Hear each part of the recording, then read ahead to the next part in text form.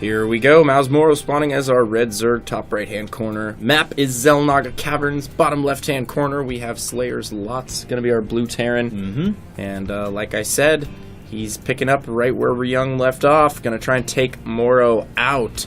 And does he ever need to? Because Morrow's ZBT was looking quite impressive there after that game on Tal'Darim. Yes, it was Tal'Darim. It's a difficult map for Terran to win on.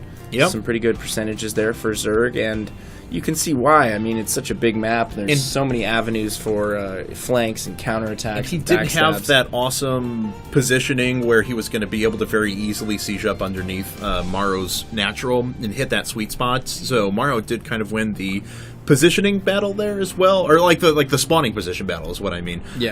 Nonetheless, we're going to see exactly what Lots has to offer. I would anticipate 11-11 racks or something along those lines, or just try and do damage right away, or certainly some sort of early Hellion into expand and just try and keep Morrow on 2 base for as long as he possibly can. But nonetheless, just given this map, I mean, Lots has got to be happy. Yeah. Lots has got to be happy. Xel'Naga, one of my favorite maps to play against Zerg anyways. And I have Zerg players on my team ask me a lot what to do on this map. And, there are certain Zerg players who can really make it work on this map. You just have to get aggressive and you have to hit timings and try and catch the Terran right as he's moving out or while his tanks are in siege, because it is such a small map. Terrans will get a little bit ahead of themselves and they'll try and push too early. And, you'll see a player like Zerg who has tons of success on this map because it really just suits his play style so well. And looks like Lots doesn't wall off, so Morrow gets in, and he is going to see Refinery, so we're probably going to see some sort of early Hellion build. Morrow actually going with the same 16 hatch 17 pool build that we were talking about before. And so very, very late pool, and that actually could come back to bite him a little bit if the Hellions are able to come out in force. Still no factory just yet. Gonna get that second Marine as well. Everything's super standard thus far out of Lots, nothing out of the ordinary. Right. Morrow, what did you say he pooled on? It was 17 pool, 16 hatch, 17 pool. Same thing that we were talking about that Biggs did, and the same thing he did last game as well. Interesting. Now, you might be right on a map like this. Well, the factory was 50 gas late, to be fair. Yeah. So the factory is certainly not going to be as early as you would expect, and that will definitely compensate for at least 1 to 2 drones worth of time. Yes. Now, can Morrow get defensive structures in place to deal with this? It is going to be a reactor Hellion opener.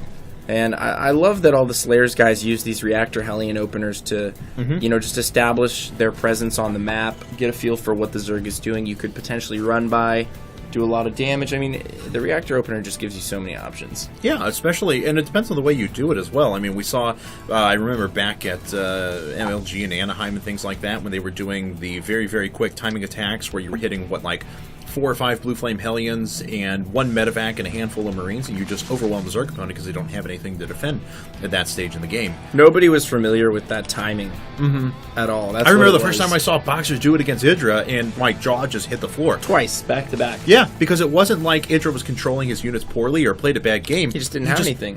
No, there was literally nothing available to defend at that time. Yeah. No matter how good his control was. And that's, one of the ways that we see, teams building these Zerg-centric build orders. It's just all about hitting awkward timings in the game where it's like, they're so comfortable with the metagame and they're so comfortable with the way that the matchup has been played that they're thinking, there's no way he's going to hit me with a timing attack right now. I'm so safe to drone up. Now is when I always take my third. Now is when I always take my fourth up.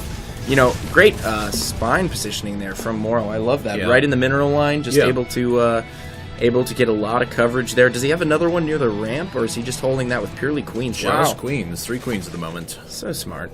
Yep.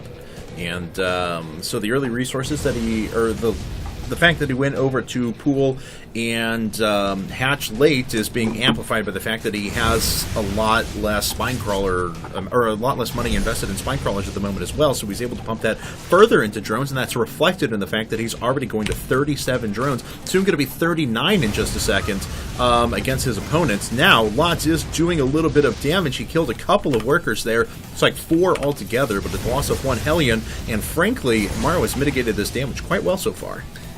Yeah, he certainly has. And, you know, Morrow, just like we said, just has that insider info on this matchup. You know? Yeah, he really does. It's like that girl that always hangs out on Skype that hears the intimate nerd conversations that no one else is ever supposed to hear. I don't know if anybody else has had that, but I've definitely had that before. I'll never be the one to mention it though, but it's kind of funny. And you know, Morrow, beautiful positioning thus far out of all of his buildings. He's so well versed in dealing with the Hellions. They really haven't done very much damage in either game. 6 workers killed for 4 Hellions lost, but you know, Morrow was droning up the whole time. I mean, he didn't overcommit to Lings. Yeah, 6 for 4 though, like, really isn't even that bad at all. I mean, you can trade even more drones. Exactly. That's what I'm saying. He's almost at 50 drones right now at this stage into the game, putting up a macro hatch. He's going to have that Baneling Nest in place with +1 coming up pretty soon. He's going to be in a very, very good position to receive an attack. Lots going to make his way out though. Realizes that he didn't get much damage done, and he's going to try and press the issue. Oh, you know now turning around. You know what I was thinking? Whenever I'm casting with HG at this point in the game, when the Zerg is always droning away, he like hums the tune drone drone drone drone drone drone drone to the bird is the word, but he doesn't know the song.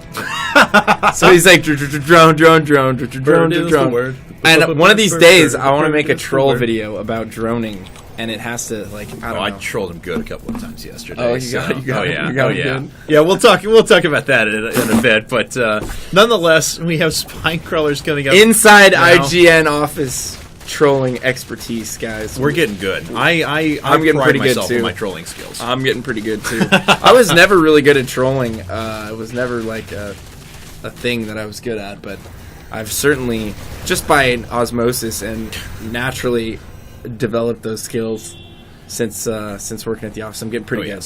I need to work on like splicing video production into my trolling. There you go. And you know what I'm saying? Yeah. That's the next level of trolling, I feel like. And here comes Lots. He's going to make his way up. He's got a very powerful attack. So not even no close. Stim. He does have combat shield done, though. And a lot of tanks. Banelings are out. Yeah, he really does. It's just off of 1 factory as well. He just doesn't have a starport anywhere. Morrow's got a lot of units in production, but these tanks are going to get into position. Morrow's got to be a little bit nervous here. These 7 Mutalisks are going to be able to work wonders, though. Controlled properly, adding Mutalisks, I feel, is great for him right now because, you know, he can use them over that little chasm there at the natural. And if he micros these Mutas really well, he can pick off Marines, he can pick off tanks. Yeah. And the Marines not having Stim nor having Medivacs is actually going to play a really big factor here. It's going to allow these Mutas to have much more mobility, much more free reign than they normally would. And so Lots is going to start picking away at these hatcheries. Few Banelings are up, but it's only really a token amount at this point. It's mostly just going to be Masked Lings is going to hope to win him the day, plus those mutas you were talking about before, lagging behind and picking off stray units, reinforcements, stuff like that. But here it comes! Morrow going to make his way down, and one of the tanks is caught out of position a little bit, but there are still the Marines on the right side, but they don't get into the engagement until really, really late, and thus Lots is actually going to lose his entire attack force. Beautiful hold right there from Morrow. Yeah, he was delaying until +1 came up, but decided that he just wasn't going to be able to give it that much time. Kept all of his units on the outskirts. You know, stayed out of tank range. Was patient. Oh, and 13 drones coming up behind this as well, so he's going to pull back ahead. Lots actually ahead on SCVs, though. Yeah, because Morrow was forced to produce nothing but Lings for a good period of time there. Interesting. So, but he did lose so many tanks there. Yeah. I still think Morrow came out ahead. Yeah, I agree, especially because he's able to establish his gold. He didn't take economic damage. He was able to get himself a favorable engagement. He still has that annoying pack of mutas intact. Yeah, I mean, there's a lot more resources in units on the field right now for Morrow than there are for Lots, despite the fact that Lots look to have a very, very powerful push coming up the front. Very, very true. Now, medevacs coming out. Reactor Starport will be producing those, and Lots really needs those to deal with these Mutalisks. He does have turrets in proper position to hold off any kind of Mutalisk harass. I like that. Morrow going to head around to the backside of the natural to try and get something done. Are there any turrets over there? One. And there's a bunker full of Marines, and it looks like Lots is going to be able to hold that.